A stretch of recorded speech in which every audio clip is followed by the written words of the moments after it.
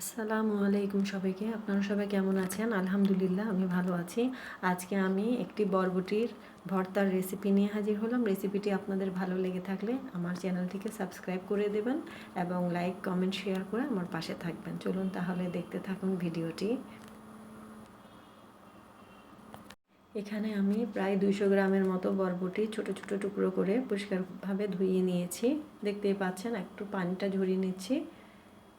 এরপর আমি এখানে সামান্য পরিমাণে লবণ দিয়ে দিয়েছি, একটি শুকনো মরিচ দিয়ে দিয়েছি এবং চুলায় একটি ননস্টিক কড়াই বসিয়ে তার মধ্যে পানি দিয়ে দিয়েছি।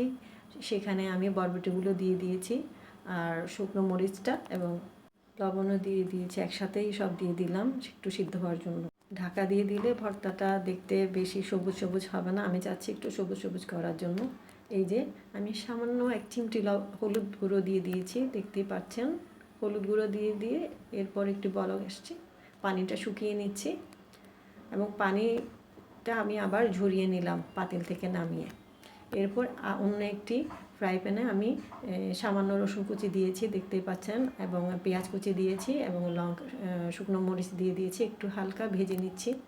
ভেজে সব উপকরণ একসাথে এখানে নিয়ে নিয়েছি এবং সরিষার তেল দিয়ে দিয়েছি। আমি পাটায় পিষে ভর্তাটা করছি। অনেকে ব্লেন্ডারে করে, আমার ব্লেন্ডারে ভালো লাগেনি তাই। এবং কাঁচা পেঁয়াজ কুচি দিয়েছি।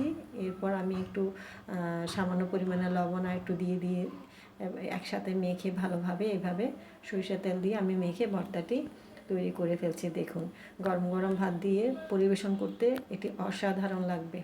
তো আপনারাও বাসায় ট্রাই করবেন এবং আমার জন্য দোয়া করবেন। আমার পাশে থেকে আমার চ্যানেলটিকে এগিয়ে নেওয়ার জন্য সবাইকে অসংখ্য অসংখ্য ধন্যবাদ। আল্লাহ হাফেজ, সবাই ভালো থাকবেন।